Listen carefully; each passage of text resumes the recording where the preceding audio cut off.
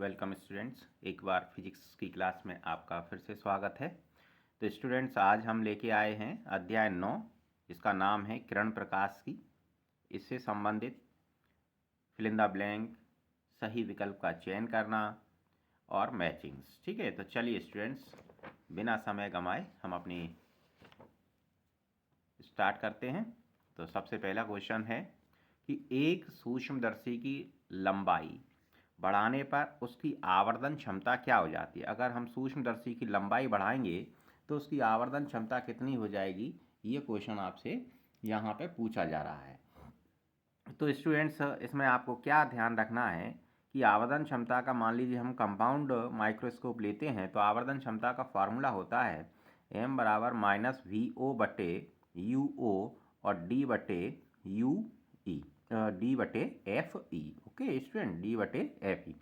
तो यहाँ हम अगर m का मान बढ़ाना चाहते हैं तो VO का मान अधिक होना चाहिए। VO का मान अधिक होने का मतलब है कि अभिदर्शक लेंस और नेत्रिका लेंस के जो बीच की दूरी हो वो अधिक हो, और वो दूरी अधिक होने का मतलब होता है कि लंबाई आपको क्या करनी है, बढ़ानी है। तो आवर्धन क्षमता भी क्या हो जाती है, बढ़ जाती है। ओके स्टूडेंट्स, चलिए।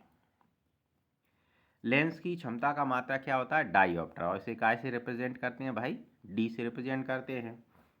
एक स्पष्ट नेत्र के लिए, एक स्वस्थ नेत्र के लिए स्पष्ट दृष्टि की न्यूनतम दूरी, यानी एक व्यक्ति की नेत्र अगर स्वस्थ हैं तो वो न्यूनतम कितनी दूरी तक वो साफ साफ देख सकता है। कहने का मतलब ये है, तो बहुत ही आसान है। कितना देख सकता है भाई, वो 25 सेंटीमीटर की दूरी तक वो बहुत साफ देख सकता है, स्पष्ट देख सकता है। अच्छा स्टूडेंट, यहाँ विभेदन सीमा और ध्यान रखना, ये भी अक्सर पेपर में आता है, तो बेटा इसको भी ध्यान रखो कि विभेदन सीमा क्या होती है। तो विभेदन सीमा होती है 1 मिनट। ओके, 1 मिनट, एक के ऊपर डैश लगा देते हैं, 2 डैश लगा देते हैं, सेकंड हो जाता है 1 मिनट, या फिर बच्चों 1/60 डिग्री। इसको तुम्हें क्या रखना है बेटा, याद रखना है। कितना होता है, 1 मिनट या 1/60 डिग्री। चलिए तीसरा क्वेश्चन देखते हैं कि गोलीय दर्पण के ध्रुव से फोकस तक की दूरी को, बहुत ही आसान है बच्चों, इसे हम क्या कहेंगे स्टूडेंट्स, फोकस दूरी कहेंगे। क्या कहेंगे, फोकस दूरी। चलिए पांचवा नंबर देखते हैं। अवतल दर्पण के वक्रता केंद्र से दूर रखी वस्तु का प्रतिबिंब छोटा और उल्टा बनता है। ठीक है, कहाँ रखी है, वक्रता केंद्र से दूर रखी है स्टूडेंट्स। जब वक्रता केंद्र से दूर रखी होती है और प्रतिबिंब छोटा और उल्टा बन रहा है, तो इसका मतलब ये है कि जो वस्तु का प्रतिबिंब जो है कहाँ बनेगा, वक्रता केंद्र और मुख्य फोकस यानी C और F के बीच में बनेगा। चलिए नेक्स्ट देखते हैं। प्रकाश की तरंगदैर्घ्य बढ़ने से कांच का अपवर्तनांक पर क्या प्रभाव पड़ता है। तो स्टूडेंट्स, जरा इस कंसेप्ट को बड़े अच्छे प्रकार से आप समझ लीजिए। मैं एक फार्मूला बताता हूँ, कॉची फार्मूला जिसे बोले जाते हैं, म्यू बराबर A+B/λ²। ठीक है स्टूडेंट, अब आप देख रहे हैं कि लैम्डा और म्यू में जो रिलेशन है वो कैसा आ रहा है, प्रोपोर्शनल का आ रहा है, व्युत्क्रम का आ रहा है। यानी लैम्डा का मान बढ़ेगा तो म्यू का मान घटेगा, और लैम्डा का मान घटेगा तो म्यू का मान बढ़ेगा। ठीक है बेटा, तो चलिए इसमें देखें क्या आएगा कि प्रकाश की तरंगदैर्घ्य बढ़ा रहे यानी लैम्डा का मान बढ़ा रहे, तो अपवर्तनांक फिर बेटा क्या हो जाएगा, कम हो जाएगा। चलिए नेक्स्ट देखते हैं। दूरदर्शी की आवर्धन क्षमता उसके अभिदर्शक लेंस की फोकस दूरी से कैसी होगी। क्या करें, फोकस दूरी बढ़ाएं या घटाएं, कैसी बात आते हैं ना। तो इसका फॉर्मूला हम आपको बताते हैं, m बराबर FO/FE। तो भाई फोकस, अभिदर्शक लेंस की फोकस दूरी FO ऊपर है, तो इसको अगर तुम बढ़ाओगे है ना, तो m का मान बढ़ेगा। तो कुल मिला के क्या, फोकस दूरी क्या कर सकते हैं आप, बढ़ाकर बढ़ाई जा सकती है। ठीक है स्टूडेंट, चलिए। परिवर्ती दूरदर्शी की विभेदन क्षमता अपवर्ती दूरदर्शी की क्षमता से अधिक होती है। भाई क्यों अधिक होती है, बड़ा सिंपल रीजन है। इसमें अपवर्ती दूरदर्शी में क्या, लेंस इस्तेमाल किए जाते हैं, परावर्ती दूरदर्शी में दर्पण इस्तेमाल किए जाते हैं। लेंसों में एक दोष होता है, वर्ण विपथन वगैरह, वो परावर्ती दूरदर्शी में नहीं होता। इससे क्या होता है कि जो इमेज बनती है, प्रतिबिंब बनती है, वो साफ, स्पष्ट और चमकीला बनता है। ओके स्टूडेंट्स, तो इसी को आपको ध्यान रखना है। चलिए अब अपन आते हैं, सही विकल्पों का चयन करना है। ठीक है, निम्नलिखित में से किस रंग के लिए कांच का अपवर्तनांक न्यूनतम होता है। तो भाई हमने अभी आपको वही कॉची फॉर्मूला बताया है, तो उसमें तुम्हें क्या बताया हमने कि लेमडा का मान अगर कम होगा, है ना, ये ऐसे रिलेशन है, रिलेशन की बात करें म्यू समानुपाती 1/लेमडा स्क्वायर, और एक रिलेशन फोकस दूरी का भी होता है, तो मैं फोकस दूरी का भी तुम्हें बताता हूँ कि म्यू जो है एक ये फार्मूला है, देखो 1/f इजिकल टू म्यू -1 और 1/r1 -1/r2। तो तुम्हें ये चीज़ों का ध्यान मत रखो, फिर म्यू और एफ का मान पे फोकस करो और इसका फोकस करो। तो इन तीनों को मैं मिला के ज़रा लिख देता हूँ, तो तुम्हें बहुत अच्छी तरीके से ये समझ में आने वाला है। तो मैं इसको ऐसे लिख देता हूँ, मान लीजिए कि म्यू समानुपाती है 1/लेमडा स्क्वायर के, और म्यू समानुपाती है किसके, 1/f के। अब स्टूडेंट बहुत क्लियर हो जाएगा। अब ज़रा ध्यान से देखना, अब मैं लाल रंग के यहाँ लिख देता हूँ थोड़ी देर के लिए लाल रंग के लिए बात करते हैं, रेड के लिए या लाल रंग के लिए कुछ भी लिख दो। हाँ अच्छा, लाल रंग की जो लेमडा होती है, तरंगदैर्घ्य जो होती है, वो सबसे क्या होती है, अधिक होती है। क्या होती है, अधिक। चलिए ये लिख दिया। अब जब लेमडा अधिक है, ठीक है, तो म्यू क्या हो जाएगा, कम हो जाएगा। ध्यान रखना, म्यू क्या हो जाएगा, कम हो जाएगा। भाई म्यू कम हो गया तो लेमडा अधिक है, एफ तो नीचे ही पड़ रहा है, समानुपाती ही है, तो जब लेमडा अधिक है तो एफ भी क्या हो जाएगा, अधिक हो जाएगा। स्टूडेंट्स इसे ध्यान रखना है, यानी लेमडा अधिक होने से म्यू तो कम होता है और एफ अधिक होता है। ओके चलिए, अब वॉयलेट कलर के लिए ले लो, बैगनी कलर के लिए ले लो, ठीक है। बैगनी कलर के लिए लेमडा क्या होता है, वही कम होता है। जब लेमडा कम हो गया तो लेमडा कम है तो म्यू का मान अधिक हो जाएगा, म्यू तुम्हारा अधिक हो गया भाई। जब म्यू तुम्हारा अधिक हो गया तो एफ तुम्हारा, एफ तो सामने ही पड़ रहा है लेमडा के, है ना, तो एफ कैसा होगा, कम होगा। तो अब स्टूडेंट्स तुम देख लो जरा क्या कह रहे हैं कि एक लेंस की फोकस दूरी किस रंग के लिए न्यूनतम होती है। तो न्यूनतम किसके रंग के लिए हो रही है, देखो सबसे कम किसके लिए हो रही है, बैगनी रंग के। तो यहाँ आपका आंसर कितना हो जाएगा, बैगनी रंग हो जाएगा। अच्छा पहले का नहीं बताया, चलो पहले में देख लो, निम्नलिखित में से किस रंग के लिए कांच का अपवर्तनांक न्यूनतम होता है। तो किस रंग के लिए न्यूनतम होगा कांच का अपवर्तनांक, जरा देख लेते हैं। अपवर्तनांक ये है म्यू कम, किसके लिए, रेड के लिए, यानी बी वाला सही है। ओके, तो इसे आप ध्यान रखना, कभी आप भूलेंगे नहीं और गलती भी नहीं होगी। हीरे की चमक का कारण क्या है, हीरे की चमक का कारण बताओ, किसके कारण होता है, पूर्णांतरिक परावर्तन के कारण, उसमें बार बार रिफ्लेक्शन होता रहता है तो वो चमकदार हो जाता है।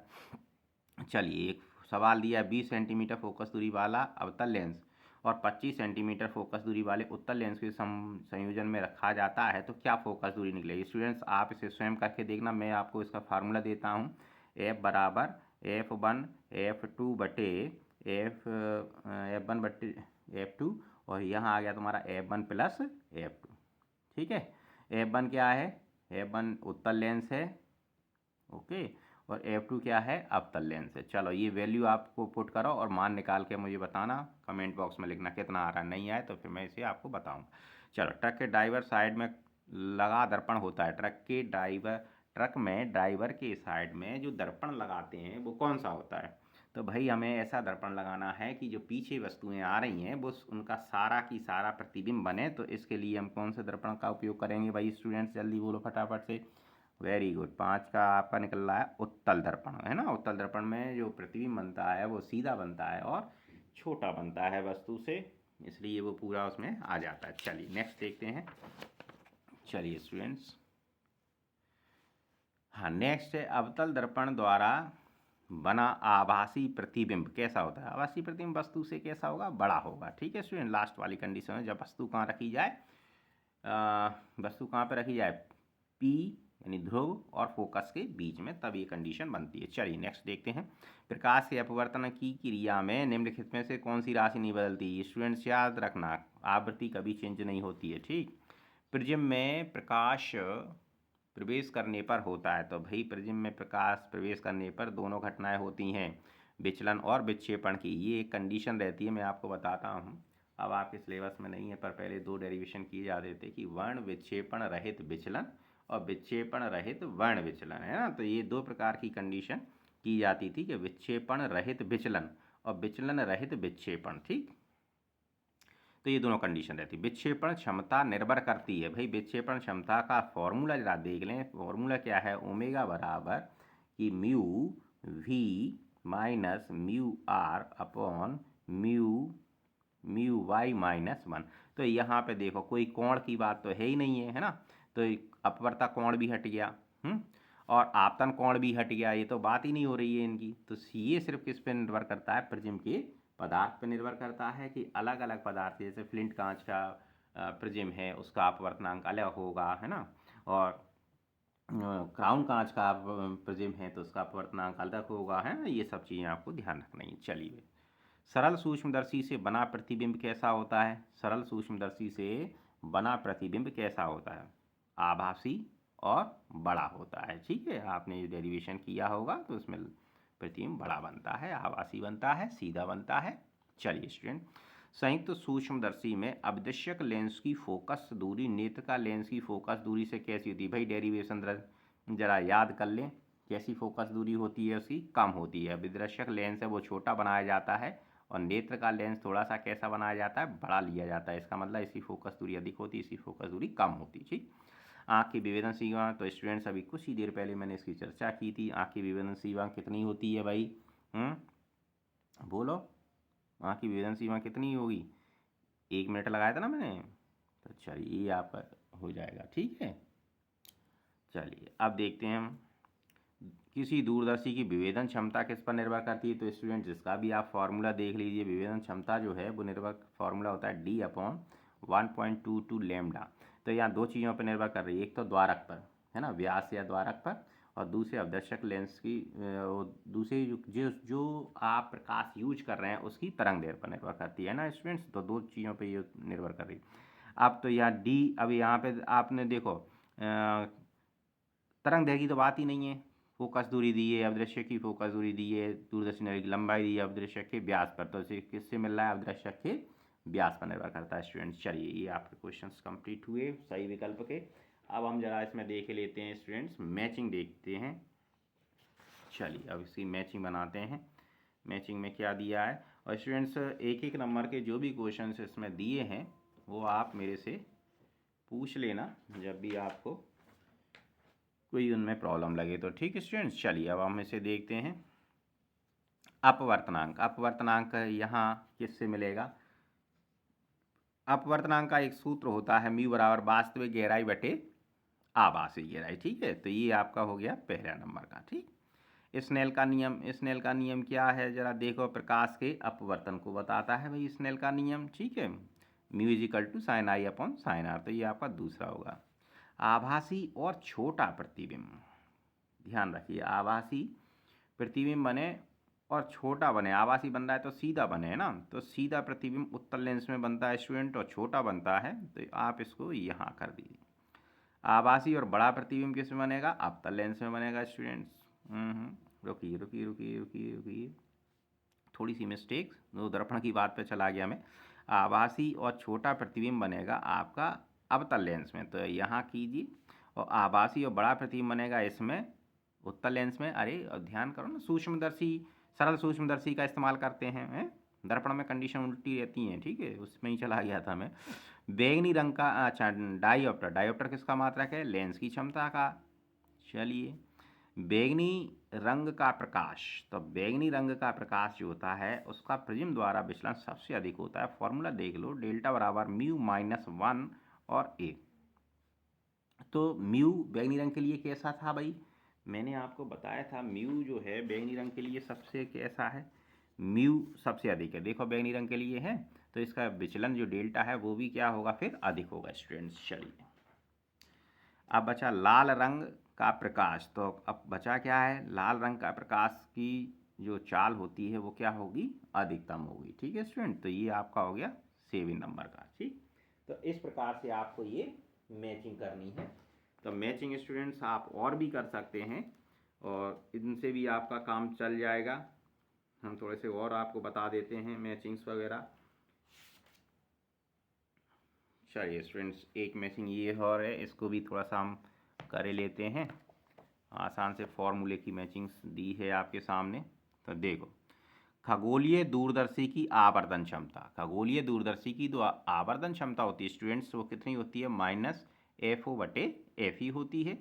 सरल सूक्ष्मदर्शी की आवर्धन क्षमता, मैंने स्टूडेंट्स फॉर्मूला आपके सामने लिखाया था कि -VO/FE कौन सा लिखा था? सरल सूक्ष्मदर्शी का है 1 + d/f, तो ए नंबर का हो जाएगा स्टूडेंट्स, ठीक है। अच्छा, संयुक्त सूक्ष्मदर्शी की आवर्धन क्षमता कितनी बताई थी हमने? -VO/UO × 1 + d/FE, ठीक है।